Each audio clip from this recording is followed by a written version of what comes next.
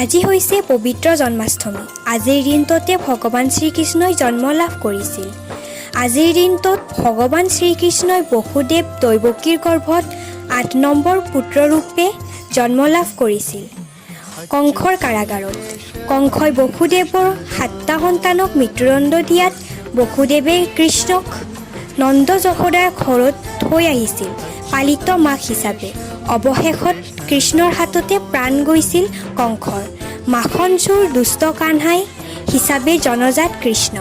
বিগত বৰ্ষৰ দৰে জন্মাষ্টমীৰ উলহ-মালহেৰে পালন কৰা নগ'ল। কৰোনা মহামাৰীৰ বাবে এতিয়া ৰাইজৰ মনত নাই উৎসাহ। অনুষ্টুপীয়াকৈ পালন কৰা হ'ল জন্মাষ্টমী। নিউজ ডেস্ক ৰিপৰ্ট, জাগৰণ লাইভ 24x7 অসম।